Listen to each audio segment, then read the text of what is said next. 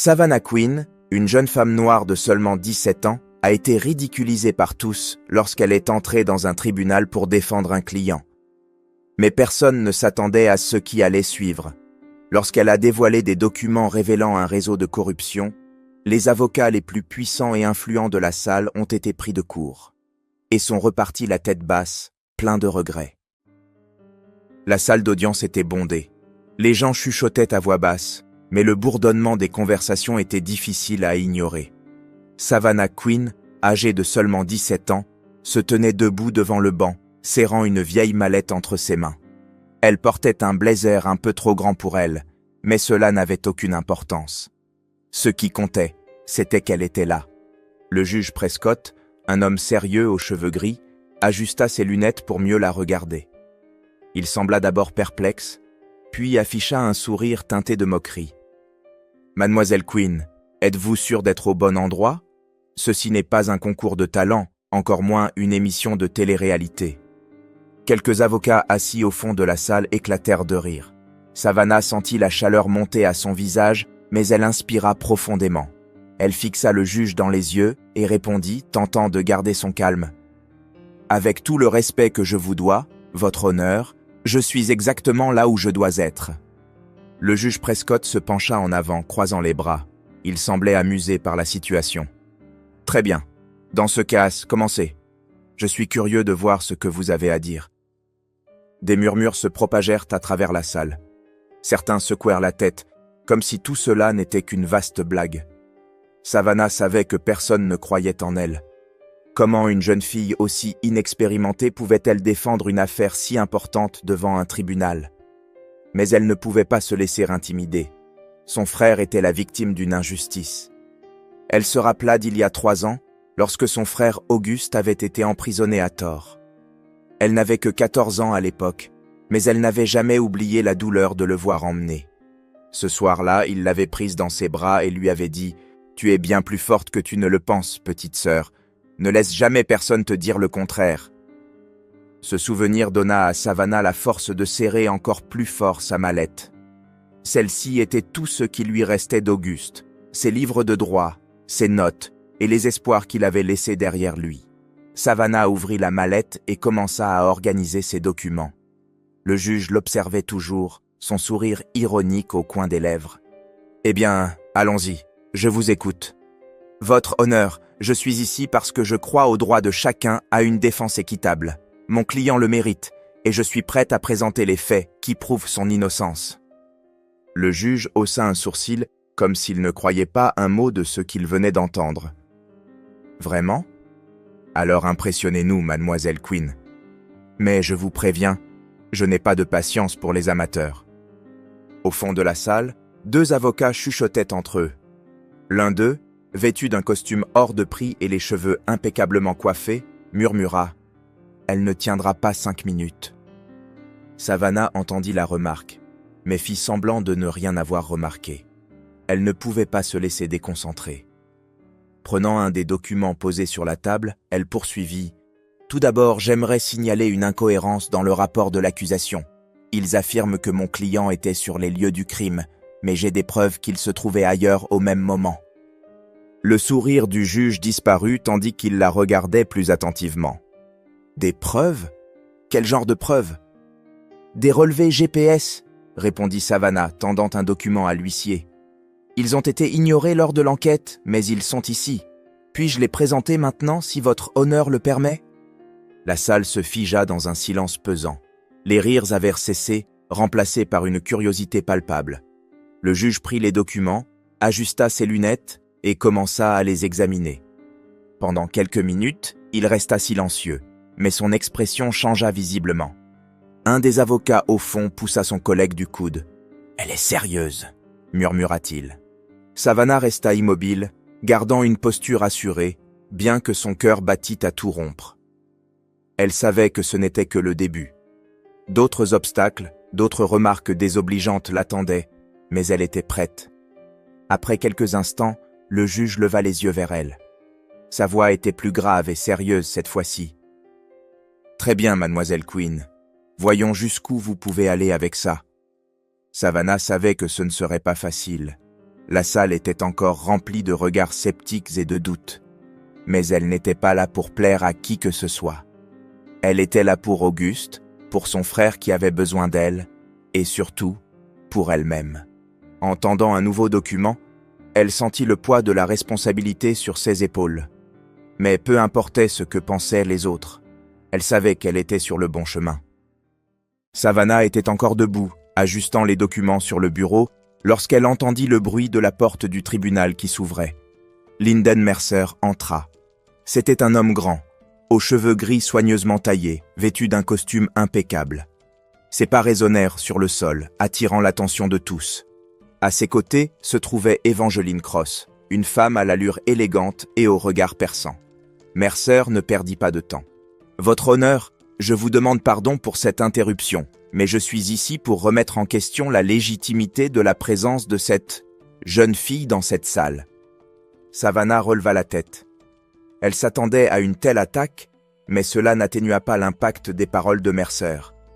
Avant qu'elle ne puisse répondre, le juge Prescott intervint. « Ah, Mercer, je suis ravi que vous soyez là. Je pensais justement à la même chose. Mademoiselle Quinn, il semble que nous devions éclaircir certains points. » Mercer avança d'un pas, ajustant calmement sa cravate. « Mademoiselle Quinn, puis-je vous demander comment vous avez obtenu l'autorisation d'agir dans cette affaire?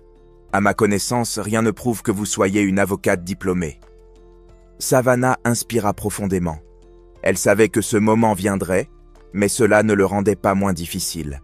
« Je me représente en vertu de la section 28B, qui permet à un citoyen ayant des connaissances juridiques suffisantes de défendre autrui en cas de besoin avéré, » répondit-elle, en s'efforçant de garder une voix assurée. Evangeline Cross, qui était restée silencieuse jusque-là, laissa échapper un léger rire, assez audible pour que tout le monde l'entende.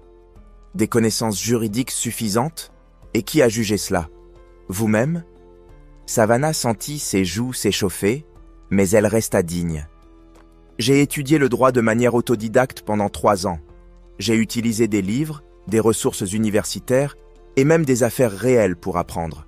Je n'ai pas de diplôme, mais je suis ici parce que je crois que mon client mérite d'être entendu. » « C'est une plaisanterie, » s'exclama Mercer en se tournant vers le juge. « Votre honneur, nous ne pouvons pas permettre qu'une adolescente, sans aucune expérience ni qualification, transforme cette cour en théâtre. » Prescott sembla hésiter.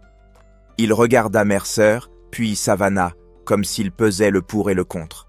« Monsieur Mercer, je comprends vos préoccupations, mais la défense de Mademoiselle Quinn jusqu'à présent a été intrigante, je dois l'admettre. » « Intrigante ne suffit pas, » coupa Mercer. « Cette affaire est grave, le risque d'une erreur est immense. » Avant que le juge ne puisse répondre, Savannah s'avança.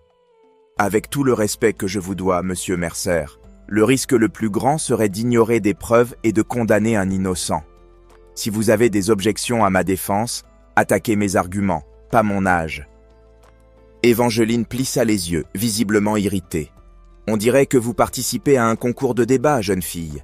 Ici, c'est la vie réelle. Que savez-vous de la responsabilité? Du poids d'une vie entre vos mains ?» Savannah hésita un instant. Les paroles d'Evangeline avaient touché un point sensible, mais elle se rappela Auguste. Elle se souvint de la fois où il lui avait serré la main dans le tribunal, 3 ans plus tôt, avant d'être emmenée, et lui avait dit « Ne renonce pas, Savannah, je t'en supplie. » Elle ravala sa salive et répondit « J'en sais bien plus que vous ne l'imaginez, et je suis prête à le prouver. » Le silence tomba dans la salle un instant, jusqu'à ce qu'il soit rompu par le claquement sec de pas sur le sol. Tous les regards se tournèrent vers la porte. Garrick Claiborne venait d'entrer. Il portait un costume sombre et son regard semblait percer l'air. Savannah se figea en le voyant. C'était l'homme responsable de tout, celui qui avait menti, manipulé et détruit la vie d'Auguste.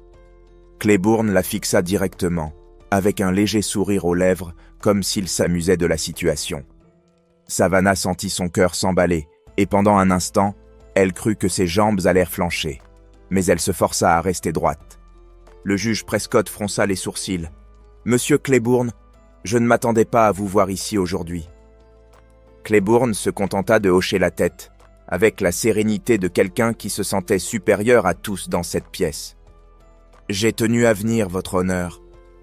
Après tout, cette affaire m'intéresse tout particulièrement. » Savannah serra les doigts sur le bord du bureau, luttant pour contenir sa colère. La simple présence de Claiborne était une provocation. Il voulait montrer qu'il avait encore du pouvoir, qu'il restait intouchable. Pendant ce temps, Mercer profita de la tension pour renforcer son argument. « Encore une raison, votre honneur, de reconsidérer la présence de cette jeune fille. Cette affaire exige du sérieux. » Prescott soupira, visiblement las. « Monsieur Mercer, Mademoiselle Quinn a présenté des preuves qui justifient sa présence jusqu'à maintenant. Je vais lui permettre de continuer, pour l'instant. » Le soulagement fut immédiat. Mais Savannah savait que ce n'était pas une victoire. Il restait encore beaucoup à faire, et Claiborne représentait une menace qu'elle ne pouvait pas ignorer. Elle retourna organiser ses documents, mais son esprit travaillait déjà sur autre chose. Elle avait besoin d'alliés. Et peut-être, juste peut-être, Soren Bishop serait la personne idéale pour l'aider. Quelques mois plus tôt, la nuit était froide et silencieuse lorsque Savannah Quinn rencontra Soren Bishop pour la première fois. C'était dans un parking presque désert, derrière un café. Il était appuyé contre une voiture ancienne, les mains dans les poches et le visage partiellement dissimulé par l'ombre de sa casquette. Savannah hésita en l'apercevant. Quelque chose en lui semblait tendu, mais pas vraiment menaçant. « Vous êtes Savannah ?» demanda-t-il, sans la quitter des yeux. « Oui. Et vous êtes Soren Bishop ?» Il hocha la tête, scrutant les environs comme s'il craignait d'être observé. « Vous êtes sûr de vouloir aller au bout de cette histoire ? Ce n'est pas qu'un jeu d'avocat et de discours. Claiborne ne plaisante pas quand il s'agit de protéger ses secrets. » Savannah fit un pas en avant, sentant le poids de ses paroles. « Je n'ai pas le choix. Il a détruit la vie de mon frère. Si vous avez des preuves qui peuvent l'incriminer, je dois les voir. » Soren soupira. « J'ai travaillé pour Claiborne pendant 5 ans. Je ne savais pas dans quoi je m'embarquais au début. Mais après, eh bien, quand j'ai compris, c'était trop tard. Il contrôle beaucoup de gens, et ceux qui essaient de s'opposer à lui en payent le prix. »« Et pourquoi êtes-vous ici maintenant ?» demanda Savannah en croisant les bras.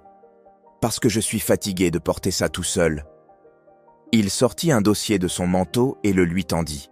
« Là-dedans, il y a des relevés bancaires, des contrats falsifiés, des pots de vin. C'est suffisant pour prouver qu'il a monté un complot pour accuser votre frère et couvrir le véritable coupable. » Savannah ouvrit le dossier et feuilleta rapidement les documents. Il y avait des chiffres, des noms, des dates. C'était bien plus qu'elle n'espérait trouver. « C'est incroyable. Mais pourquoi n'avez-vous pas remis ça à la police ? Vous pensez que je n'ai pas essayé ?» Soren lâcha un rire amer. « Certains des noms que vous trouverez dans ce dossier appartiennent à des policiers et des procureurs. Il a des gens partout. » Savannah sentit une boule se former dans son estomac. Elle savait déjà que le système avait échoué à protéger Auguste, mais l'entendre de la bouche de quelqu'un d'intérieur était différent. « Alors, la seule option c'est de rendre ça public, dit-elle. « C'est plus facile à dire qu'à faire, répondit-il en croisant les bras. « Claiborne saura que vous avez ces documents. Il viendra après vous, et il ne joue pas franc jeu. » Cette même nuit, Savannah rentra chez elle avec le dossier. Tessa, sa colocataire et amie, était assise sur le canapé, son ordinateur portable sur les genoux, mais elle le posa immédiatement en voyant l'expression de Savannah. « Qu'est-ce qui s'est passé ?» demanda Tessa, inquiète. « J'ai trouvé les preuves, » répondit Savannah en jetant le dossier sur la table. « Mais ce ne sera pas aussi simple que je le pensais. C'est bien plus gros que je ne l'imaginais. » Tessa ouvrit le dossier et commença à examiner les papiers. « Waouh, c'est du sérieux. Je sais. Et s'il découvre que j'ai ça ?» Savannah s'interrompit, essayant de maîtriser la vague d'angoisse qui montait en elle. « Hey, tu n'es pas seule, » dit Tessa en posant une main sur son épaule. « On va trouver un moyen de faire ça correctement. » Mais avant qu'elle ne puisse en discuter davantage, un bruit venant de la porte les fit se figer. Savannah regarda Tessa qui murmura « Tu as bien verrouillé la porte. » Savannah ne répondit pas. Lentement, elle se leva et attrapa son téléphone posé sur la table. Les pas dans le couloir se faisèrent plus lourds, et soudain, la poignée de la porte commença à tourner. « Savannah !» cria Tessa, mais Savannah composait déjà le numéro de la police. La porte fut défoncée avant que quelqu'un ne réponde à l'appel. 2 hommes masqués entrèrent, l'un d'eux tenant une barre de métal. Savannah hurla, tirant Tessa en arrière alors que les hommes avançaient. L'un d'eux attrapa le dossier sur la table, tandis que l'autre renversa le canapé, projetant tout au sol. « Fuis !» cria Tessa, tirant Savannah vers la chambre. Elles verrouillèrent la porte et poussèrent une armoire devant, tandis que Savannah parvenait enfin à parler à l'opérateur d'urgence. « 2 hommes ont fait irruption chez moi. Ils sont armés !» De l'autre côté de la porte, les hommes frappaient, essayant de l'enfoncer. Mais avant qu'ils n'y parviennent, le son des sirènes résonna dans la rue. Les 2 intrus échangèrent un regard et prirent la fuite, emportant le dossier avec eux. Plus tard dans la nuit, la police quitta les lieux, mais Savannah tremblait encore. Elle et Tessa étaient assises sur le sol du salon, essayant de remettre leurs idées en ordre. « Ils savent », murmura Savannah. « Ils savent quoi ?» demanda Tessa. « Ils savent que j'ai les preuves. Enfin, que je les avais. » Savannah inspira profondément. « Mais ils n'ont pas tout pris. J'ai numérisé certains documents avant de rentrer. » Tessa sembla soulagée. « Alors qu'est-ce qu'on fait maintenant ?»« Je vais trouver quelqu'un pour m'aider à rendre ça public, » répondit Savannah, déterminée. « Et je crois savoir à qui m'adresser. » Le lendemain, Savannah fixa un rendez-vous avec Daphne Rowe, une journaliste d'investigation réputée pour dévoiler des scandales de corruption.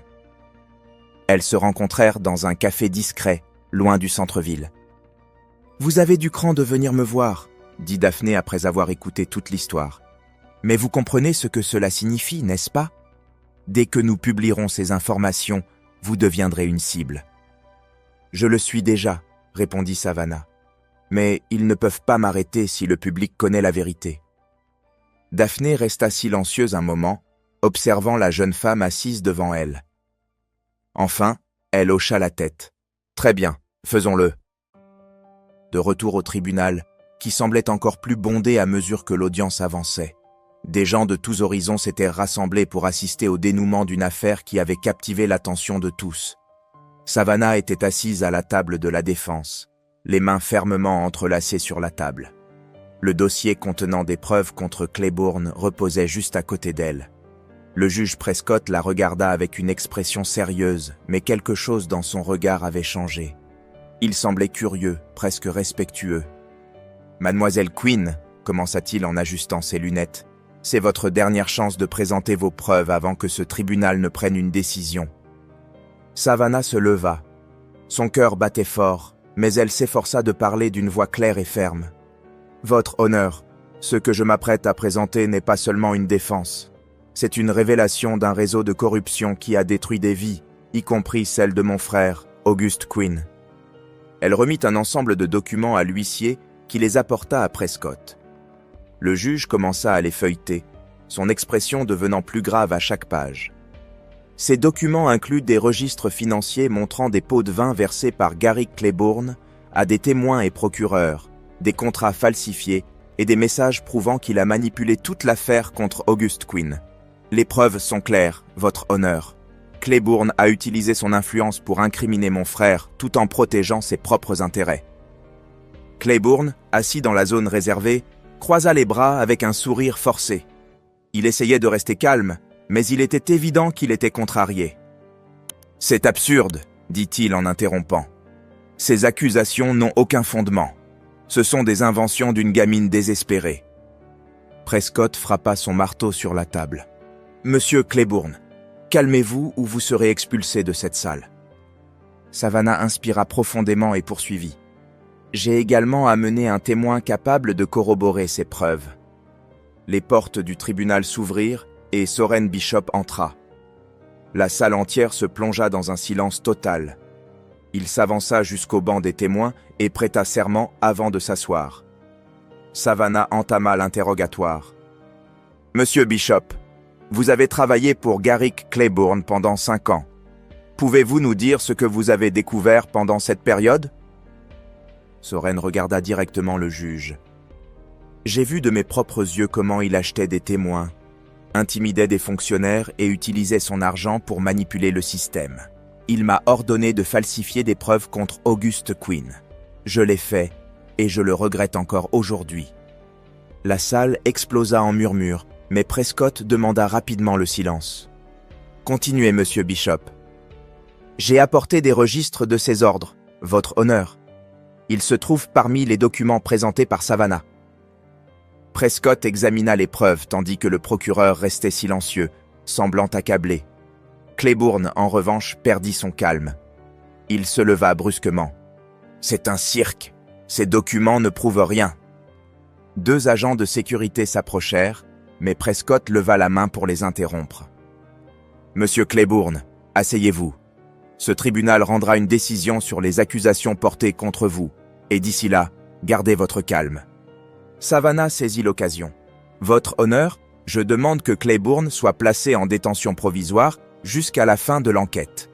Il a déjà prouvé qu'il ferait tout pour échapper à la justice. » Prescott hésita un instant avant de frapper son marteau. « Demande acceptée.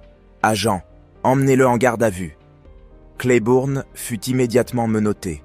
Il lança un regard à Savannah, et pendant un bref instant, elle y vit quelque chose de différent, de la peur. Mais ce n'était pas encore fini.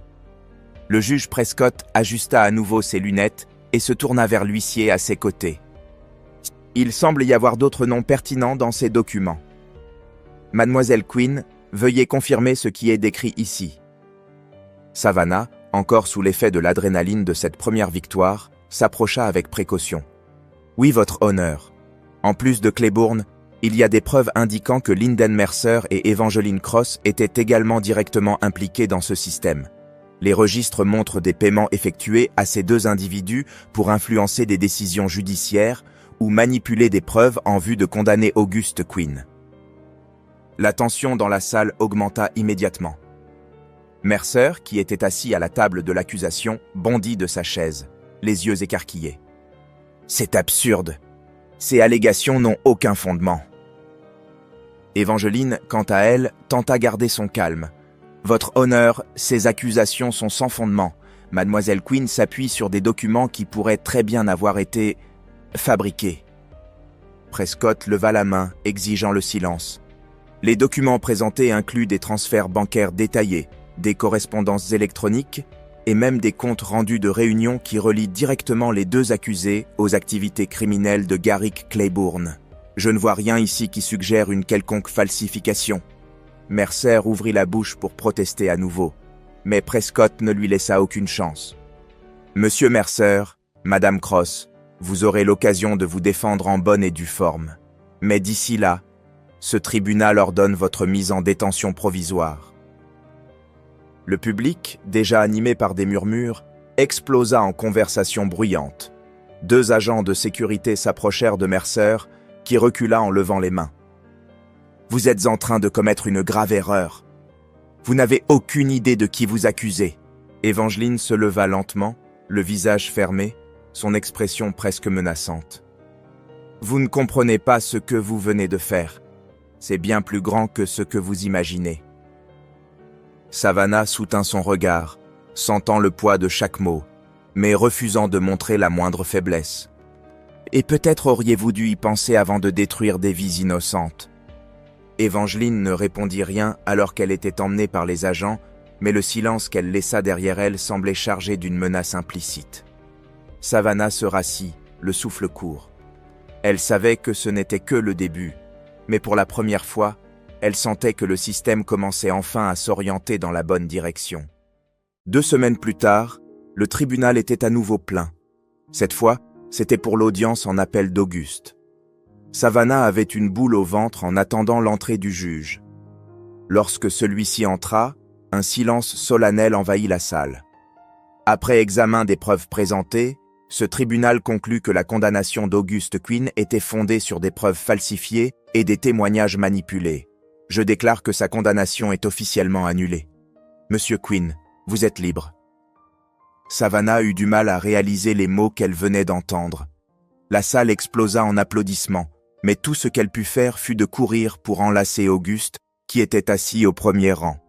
Il la serra contre lui, et elle sentit les larmes couler sur ses joues. « Tu l'as fait, petite sœur, » dit-il, la voix rauque. « Tu as fait ce que personne d'autre n'aurait pu faire. »« J'ai seulement fait ce qui était juste, grand frère, » répondit-elle, en essayant de contenir ses sanglots. Auguste la regarda avec sérieux. « Tu n'as pas idée de ce que cela représente pour moi. Mais ce n'est pas seulement pour moi. Tu as un don, Savannah. Utilise-le. Suis tes rêves. Le monde a besoin de personnes comme toi. » Elle hocha la tête, incapable de répondre. Au fond d'elle, elle savait qu'il avait raison. Des années plus tard, Savannah était de retour dans un tribunal. Mais cette fois, elle n'était plus une défenseuse improvisée. Elle était là en tant qu'avocate, à part entière, vêtue d'un tailleur parfaitement ajusté et avec une pile de documents soigneusement organisés devant elle. Le juge appela l'affaire et Savannah se leva. « Prête à commencer, votre honneur ?» Et sans aucun doute, elle l'était plus que jamais. Cette histoire nous rappelle que courage et détermination peuvent transformer les situations les plus injustes. Savannah Quinn n'était pas seulement une jeune femme cherchant justice pour son frère. Elle est devenue une voix contre un système corrompu, prouvant que la vérité finit toujours par triompher. Et vous, avez-vous déjà affronté une situation qui semblait impossible à surmonter, mais que vous avez réussi à vaincre? Partagez votre expérience dans les commentaires. Si cette histoire vous a inspiré, partagez-la avec vos proches et contribuez à diffuser ce message puissant.